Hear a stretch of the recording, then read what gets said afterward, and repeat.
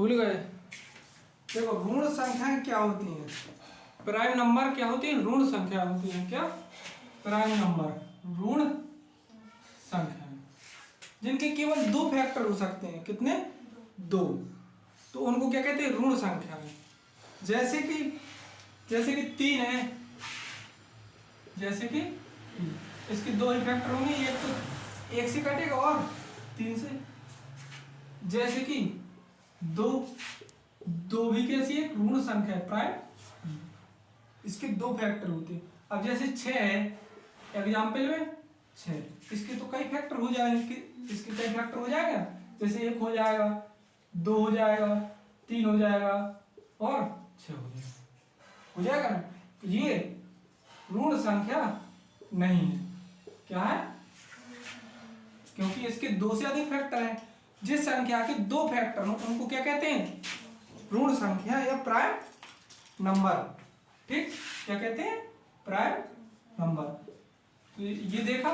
अब वो कह रहा है दो ऋण संख्याओं का गुणनखंड 143 है, तो उनका महासापा क्या होगा? उनका महासापा क्या होगा?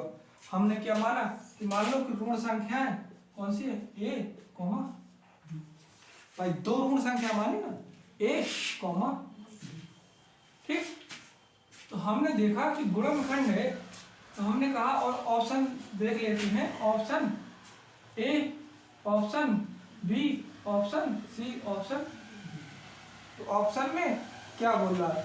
तो ऑप्शन में क्या है? 3 है, 9 है और 13 है और 1 है। 13 है और 1 है।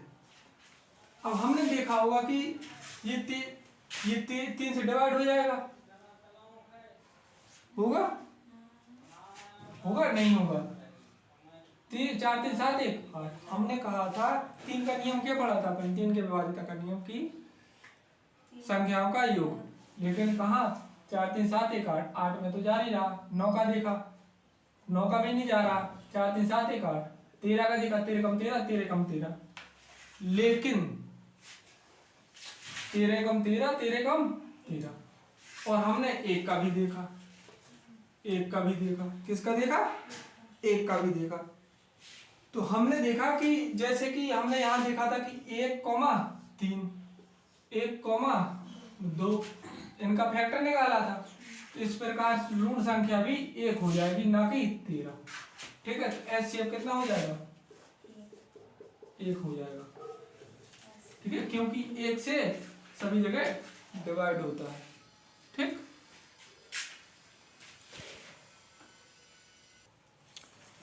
नहीं आया हो समझ में? दोबारा से समझ लो।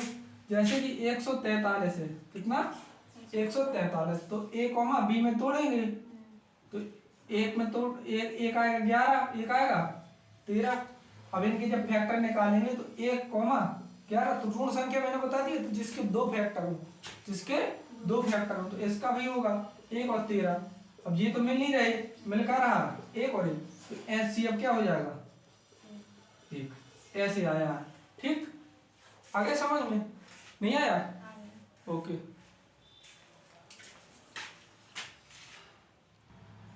सी। ठीक, 3 अभाज्य संख्याओं हैं जिनमें से पहली दो संख्याओं का गुणनफल, जिनमें पहली दो का गुणनफल a इंटू बी का गुणनफल कितना है? 77 है। फिर वो कह रहा है अंतिम दो, मतलब बी और सी का गुणनफल कितना है? 143। ठीक, तो तीनों संख्या ज्ञात कीजिए। हम गुणनफल विधि से निकाल लेंगे। 11, 7 और 11, 11 सते 72। यहां भी निकाल लेंगे 11 और 13। तो कॉमन क्या आ गया? 11। तो एचसीएफ यही हो जाएगा। और संख्याएं भी निकाल आई, ये ए हो गई, ये बी हो गई, ये सी हो गई। तो संख्या क्या निकाल के आएंगे? 7, 11, ये संख्या निकल के आ गई। ठीक, यहां तक आ गया। अब ये ऑप्शन से भी टूट जाता है, जैसे कि ऑप्शन में दिया हो तो हमने क्या निकाल लिया था, एचसीएफ निकाल लिया था। एचसीएफ देख लेते हैं ऑप्शन में कि एचसीएफ में एचसीएफ कहाँ है। एचसीएफ लिखे होंगे ऑप्शन, ठीक है, 4 ऑप्शन दिए होंगे। तो क्या ऑप्शन से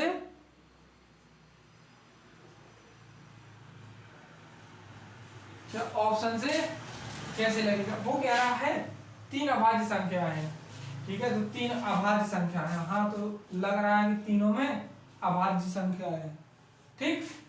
अब वो कह रहा पहली 2 का गुणनफल कितना, 77। तो हम पहली 2 का करा लेंगे, 11 7 77। इसका कराएंगे आएगा, नहीं आएगा। इसका कराएंगे आएगा, नहीं आएगा। इसका कराएंगे आएगा।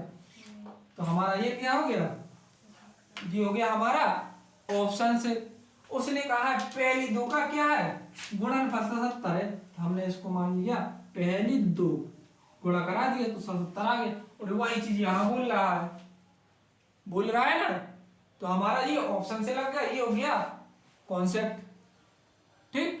तो हमने 2 विधि बता दी, और भी कहो तो और बता दें, नहीं 2 ही ठीक है, ठीक है। तो अभी इसी प्रकार से अभी बहुत से सवाल हैं, तो हम वो भी अभी देखते हैं,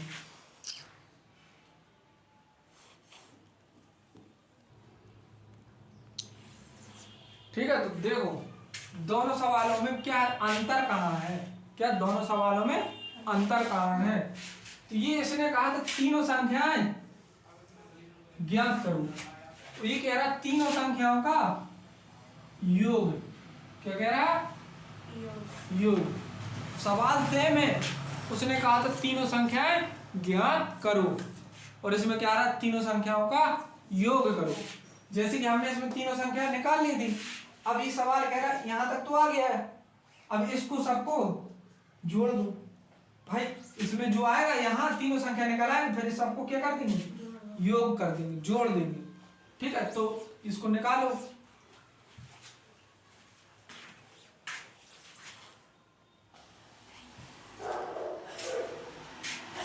हमने क्या किया, 3 अभाज्य संख्या दी हुई है, कितनी, 3 अभाज्य संख्या, a, b, c, ये अभाज्य संख्या है, ठीक है। तो पहली 2 का गुणनफल कितना दिया, 200, वो 323। पहली 2 का गुणनफल a इंटू b का गुणनफल कितना दिया, 330। फिर अंतिम 2 का b इंटू c का कितना दिया, 437, ठीक है। तो हमने क्या किया, अब हमने बताई थी 3 विधि बताई थी HCF निकालने की। कितनी विधियां बताई थी, 3 विधियां बताई थी। पहला अंतर विधि, फिर दूसरा भाग विधि, तीसरा गुणनखंड विधि। तो हमने क्या किया कि भाग विधि सबसे सिंपल होती है, ठीक। भाग विधि कैसी होती है, सबसे इजी होती है। तो हमने भाग विधि से क्या किया, इन दोनों को, वो भाग विधि से नहीं, अंतर से हमने क्या किया, घटाया। तो हमने घटाया तो कितना आया, 114, घटाया तो 114। अब हमने क्या किया, हमने देखा कि 114 से दोनों भाग जा रहे कि नहीं जा रहे, तो 114 से नहीं जा रहे, तो हमने 114 का क्या किया, फैक्टर किए। हमने 114 क्या किया, फैक्टर, तो एक आया 19 और एक आया 6। पहले तो हमने किस में किए थे, 57 इंटू 2, ठीक। फिर हमने किया 3 इंटू 19, तो 19 का देगा तो 19 से हमने देखा कि 19 का जा रहा और इसका जा रहा, लेकिन 3 का नहीं जा रहा, तो फिर हमने 19 के फैक्टर कर लिए। तो 1 19, 19 से देखा तो 19 में दोनों से डिवाइड हो रहा, 19 गुणे 17 करेंगे तो कितना होगा, 323, और 19 गुणे 23 करेंगे तो कितना हो गया, 437। 19 डिवाइड हो रहा, तो हमारा HCF कितना हो गया, 19। अब वो कह रहा था तीनों संख्याएं का योग ज्ञात करें। तो हमने जब 19 से इसको डिवाइड किया तो क्या आया, 17। तो 19 को इसको डिवाइड किया कितना आया, 23, ठीक। तो हमने क्या, तीनों को जोड़ा, तो हमारा ऑप्शन में पहला आ गया 59। आया समझ में गुड़िया, आया समझ में, ठीक। क्या करना है, ऑप्शन से लगा दो, तुरंत बता दो, मैंने कहा था ऑप्शन से, अभी बताया था ना कि बेटा ऑप्शन से कैसे लगेगा। हम क्या करते हैं, इसमें दो संख्या दी हैं 1891 और 7,991। तो हमने देखा कि दो संख्या है, तीन संख्या है ना आबादी तो तीनों है, लेकिन दो संख्याओं का गुणनखंड कराएंगे तो यहाँ 0 है या 9 है, तो हमारा एक तो बनेगा नहीं, सीधा ऑप्शन कट गया। हमने यहाँ देखा 5 दूनी 10, 10 बन जाएगा तो 0 तो है नहीं है, तो हमारा ये भी कट जाएगा। अब यहाँ देखा तो एक बनने की संभावना है, लेकिन यहाँ देखेंगे गुणा कराएंगे इतना तो आएगा, लेकिन इसका गुणा कराएंगे तो इतना भी इतना आता है कि नहीं आता है, तो हम कराएंगे तो इसका गुणा कराएंगे तो इतना नहीं आएगा। ठीक, अब तो हम पहले तो क्या करते हैं, इसका फैक्टर कर लेते हैं, इन दोनों का फैक्टर कर लेते हैं।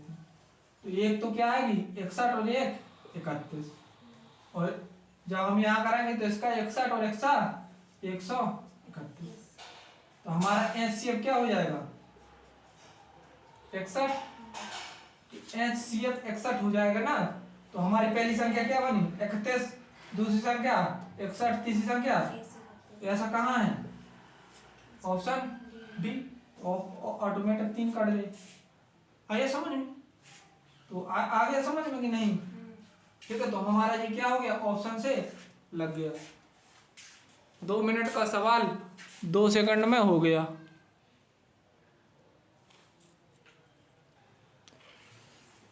देखो यहाँ कह रहा 3 अभाज्य संख्याएं हैं, तो हमने क्या माना a, b, c।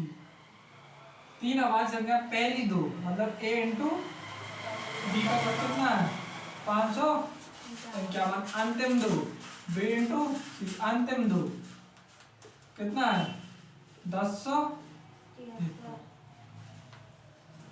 है। अब हमने 3 विधि पढ़ी थी एचसीएफ निकालने की, कितनी 3 विधि, तो हम उसमें से अंतर विधि लगा देते हैं, अंतर विधि।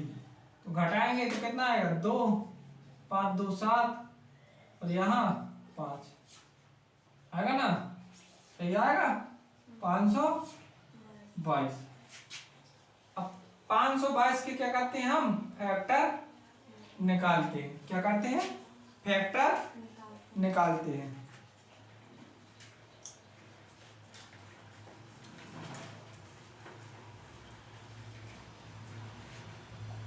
तो निकालो, 2 दूनी 4, 2 छक्के 12, 2 कम 2, 261, 261 से दोनों में जाएगा नहीं जाएगा, ना दो का जाएगा, जाएगा नहीं जाएगा। इसके फैक्टर निकाल लेते हैं 261 की कितना होता है 261, 261 3 से 2, 3 से 3 एकम 3, 3 8 24,